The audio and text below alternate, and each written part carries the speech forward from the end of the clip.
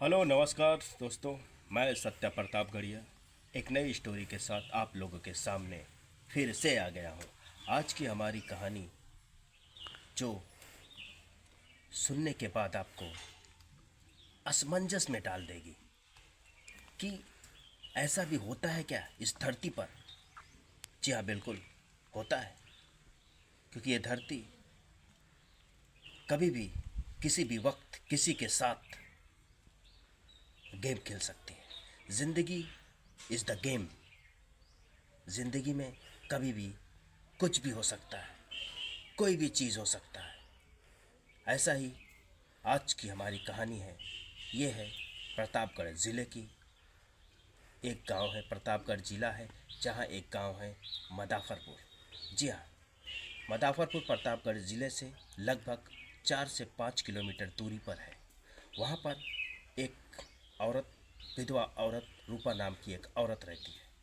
जी हाँ, रूपा जो एकदम गोरी है, जिसकी हाइट 5 फुट 6 इंच है, गठीला बदन है और देखने में बहुत ही कातिल औरत है। देखने में एकदम खूबसूरत है। दोस्तों, वो जो रूपा औरत है, उसके पति को मरे ज़्यादा दिन नहीं हुआ, लगभग 1 साल हुआ है। बेचारी सदमे में रहती है। उसका एक बच्चा है जिसकी उम्र तकरीबन 3 साल है, और वो करे तो क्या करे। पति एक बिजनेसमैन था जो काफ़ी संपत्ति, काफ़ी ज़मीन मतलब छोड़ गया है। रूपा जहाँ पर रहती है वहाँ पर उसके साथ उसके ससुर और उसकी सास रहती है, बाकी कोई नहीं है। रूपा बहुत ही उदास रहती है, क्योंकि भाई किसी के जीवन में भी इस तरह का अगर हादसा हो जाए तो कोई भी उदास रहेगा। ज़िंदगी में अगर पति ही ना हो तो बताइए ज़िंदगी किस काम की। मगर वो पूरी तरह उदास से टूट चुकी है। उसको समझ में नहीं आ रहा है कि मैं करूं तो क्या करूं, आखिर मैं कौन सा कदम उठाऊं। यहाँ पर मैं कहाँ जाऊं। अभी वो जवान है, उम्र तकरीबन 32 साल, और कहाँ जाए वो। तो दोस्तों, उसकी एक ज़मीन रोड के किनारे है जिसकी कीमत तकरीबन 10 से 15 करोड़ है। मदाफरपुर रोड। अब वहाँ का जो प्रधान है रघुवीर सिंह, बहुत ही खतरनाक प्रधान है। लगभग 4 पंचवर्षीय से वो जीतता चला आ रहा है। जी हाँ, 4 पंचवर्षीय से उसके आगे वहाँ पर किसी की नहीं चलती है। और रघुवीर सिंह बहुत ही ताकतवर, कट्टावर, जिसकी पहुँच बड़े बड़े नेताओं से है, जिसके कहने एक इशारे पर पुलिस उसके द्वार पर आ जाती है, जिसके कहने से बड़े बड़े नेता उससे मिलने चले आते हैं। इतनी बड़ी पावर है उसके पास। सोचिए, एक गांव का सरपंच जिसकी पावर इतनी बड़ी हो, क्या बात है।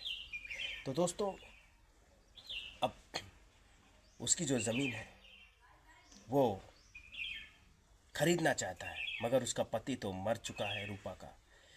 और प्रधान रूपा के घर आता है, तो जब आता है स्कॉर्पियो से उसकी एंट्री होती है उसके घर पर, और वहाँ पर उसका ससुर है, उसका सास है, सारे उदास बैठे हैं। तो उनसे पहले बात करता है। वो कुछ नहीं बोलते, बोलते हैं इस बारे में आप मेरे पतों से बात करिए। रूपा जाती है और प्रधान से मिलती है। प्रधान जैसे ही रूपा को देखता है वो देखते ही रह जाता है, क्योंकि उसकी गंदी नज़र रूपा के बदन पर पड़ती है। तुम्हारी वो रोड की जो ज़मीन है वो मुझे चाहिए, क्योंकि वहाँ पर मैं पेट्रोल पंप खोलना चाहता हूँ। तो रूपा बड़े उदास मन से बोलती है, देखिए मैं इस वक्त कुछ फैसला लेने में सक्षम नहीं हूँ, क्योंकि इस वक्त मेरी हालात ऐसी है कि मैं कुछ भी कर नहीं सकती, क्योंकि मेरे पति को गुजरे अभी लगभग 8 से 9 महीने हुआ है। तो मैं क्या करूं क्या ना करूं, मुझे कुछ भी समझ में नहीं आता। तो प्रधान बोलता है ठीक है, लेकिन वो ज़मीन मुझे चाहिए, आप इसकी जो कीमत मांगेंगे वो कीमत दूंगा। जैसे ही प्रधान उनसे बात करता रहता है, प्रधान की नज़र सिर्फ और सिर्फ रूपा के बदन पे रहती है। वो सोचता रहता है, बात करता रहता है, और उसकी नज़र, रूपा हर हरकत उसकी समझ जाती है। वो जानती है कि ये बहुत ही घटिया किस्म का इंसान है, ये मेरे घर पे आया है इसलिए मैं इसकी इज्जत कर रही हूँ, ऐसा वो मन में सोचती है। तो वो बोलती है देखो, आप अभी जाओ, मैं अभी कुछ नहीं बोल सकती हूँ कि मैं ज़मीन बेचूंगी कि नहीं। तो बोलता है ठीक है, मैं आपको 1 महीने का मोहलत देता हूँ, आप 1 महीने के भीतर मुझे बताइए, आपकी जो कीमत होगी मुँह मांगी कीमत मैं आपको दूंगा। ठीक है, मैं आपको 1 महीने की मोहलत देता हूँ, 1 महीने के अंदर आप सोच लीजिए, उसके बाद मुझे बताइए, आपको मुंह मांगी कीमत दूंगा। या बोलकर रघुवीर सिंह प्रधान वहाँ से चला जाता है। रूपा वहाँ से उदास मन से होकर अपने सास और ससुर के पास आती है, बोलती है कि ऐसे ऐसी बात है, प्रधान जी बोल रहे हैं कि ये ज़मीन मुझे दे दो, मैं मुंह मांगी कीमत दूँ। तो उनके जो सास और ससुर है बोलते हैं बेटी अब तुम समझो, तुम्हें ज़मीन बेचनी है या नहीं बेचनी है। तो रूपा बोलती नहीं पापा, मैं ज़मीन नहीं बेचूंगी, क्योंकि मेरे पास एक बच्चा है और उस बच्चे के लिए मैं वो ज़मीन रखूँगी, क्योंकि और मेरे पास कोई सहारा नहीं है। वो जो ज़मीन है वही एक सहारा है मेरे पास, और तो कुछ है नहीं। और छोटा मोटा जो बिज़नेस है उसको तो मैं देख ही लूँगी, बाकी मेरा जब बच्चा होगा तब उस ज़मीन की कीमत बहुत ज़्यादा होगी। अभी कोई मुझे आवश्यकता ही नहीं ज़मीन बेचने की, क्योंकि हमारे पास ना तो कर्जा है ना कुछ है, तो मैं ज़मीन क्यों बेचूं। या बोल के वो उसका ससुर बोले ठीक है बेटी, जैसा तुम चाहो, तुम जैसा चाहोगी वैसा ही होगा। या बोल के वो लोग अंदर चले जाते हैं। और इधर प्रधान, उसकी तो गंदी नज़र सिर्फ रूपा पर थी। वो घर पे आकर, रात का वक्त है, नौकर टेबल पे दारू सजाया है, और वहाँ पर तंदूरी मुर्गी अक्खा मंगा के खा रहा है, दारू पी रहा है, और सिर्फ वही चीज़ें बार बार उसकी निगाह में आ रही हैं, वही चीज़ें बार बार उसके निगाह में आ रही हैं, उसके बदन के बारे में ही सोच रहा है वो। सोचो कितना कमीना इंसान है। ऐसे लोग, दरिंदे, जो इस धरती पर, जिनको रहने का कोई हक नहीं है, एक विधवा औरत को इस तरह से गंदी नज़र से देखने वाले लोगों को, उसके बाद उस खाने के बाद वो जब रात को सोता है, रात में भी सिर्फ उसी की याद में खोया रहता है। सुबह जैसे उठते हो तनमनाता है, मुंह हाथ धोता है, उसके बाद फिर से गाड़ी निकालता है और टकाक से यहाँ पर पहुंच जाता है। रूपा घर पे अकेली, उसके सास ससुर बाजार गए हुए हैं, रूपा घर पे अकेली लेटी हुई है अपने बेडरूम पर। गाड़ी की आवाज़ आती है, लेकिन रूपा चिंता अपने पति की है, तो उसको याद नहीं कौन आ रहा है कौन जा रहा है। तो उसके बाद जैसे ही प्रधान आता है, गाड़ी हाँ हाँ करके आवाज़ देता है, कोई नहीं सुनता है। उसके बाद प्रधान उसके घर पे दरवाज़ा पर आता है, खटखटाता है। जब खटखटाता है तो रूपा के अचानक बेडरूम से उठती है और देखती है तो बोलती कौन। तो प्रधान। जब प्रधान आते हैं तो जब प्रधान को देखती है तो बोलती है आप अभी भी आ गए, मैं आपको 1 महीने की बात हुई थी ना, आप इतने जल्दी क्यों आ गए। फिलहाल आप आए हो तो आप सुन लो, आज मैं वो ज़मीन नहीं बेचूंगी, समझ रहे हो, क्योंकि आप प्रधान हो, आप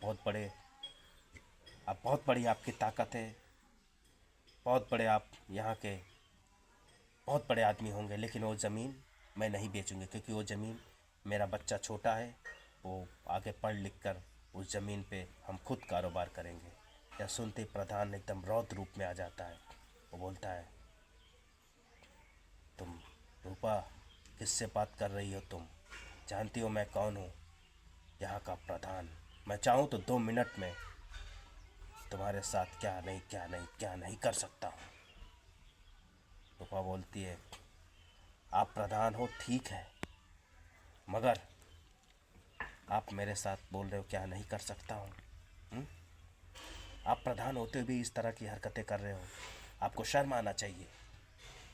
एक बहू से, एक औरत से किस तरह से बात करना चाहिए? किसको? तुम्हें। उसके बाद रूपा भी आगोश में आ जाती है, गुस्से में आ जाती है। प्रधान भी गुस्से में आ जाता है। उसके बाद दोनों में तू मैं हो जाती है। प्रधान प्रधान उस पर हाथ उठाने की जैसे ही कोशिश करता है और वो रूपा पकड़ लेती है। बोलती है, प्रधान मैं चाहूँ तो तुम्हें छेड़खानी में फंसा सकती हूँ, मगर नहीं, क्योंकि मेरे संस्कार नहीं कहते हैं, समझ रहे हो? और आज तुम यहाँ से चले जाओ, दोबारा कभी मेरे घर पे मत आना, नहीं तो मैं तुम्हें ऐसा फंसाऊंगी कि तुम ज़िंदगी भर तुम्हें प्रधानी के लायक नहीं छोड़ूंगी। समझ रहे हो कि नहीं? यह सुनते ही प्रधान और गुस्से में आ जाता है और वहाँ पर चला जाता है। उसके बाद इधर भी रूपा बहुत ही आगोश में आके, उसको बाद में पछतावा होता है कि मैं प्रधान को क्या क्या बोलती, क्योंकि वो गुस्से में थी, क्योंकि वो करती तो क्या करती, मजबूर औरत थी, विधवा औरत थी। तो दोस्तों, कभी भी आप भी, इस कहानी से हमें यह शिक्षा मिलती है कि आप भी कभी भी किसी भी समय अपने हालातों से, अपने किसी भी परिस्थितियों से कोई भी आपको डराने की कोशिश करे, धमकाने की कोशिश करे, उसके सामने मत दबिए, क्योंकि हौसला आपका है, ज़िंदगी आपकी है, फैसला आपको लेना है। तो आप फैसला लीजिए, कभी किसी के बहकावे में मत आइए। आप फैसला जितना अच्छा लेंगे उतना बढ़िया है। तो दोस्तों, अगर ये कहानी आपको पसंद आई है तो मेरे चैनल को लाइक कीजिए, शेयर कीजिए और सब्सक्राइब कीजिए। तब तक के लिए लव यू।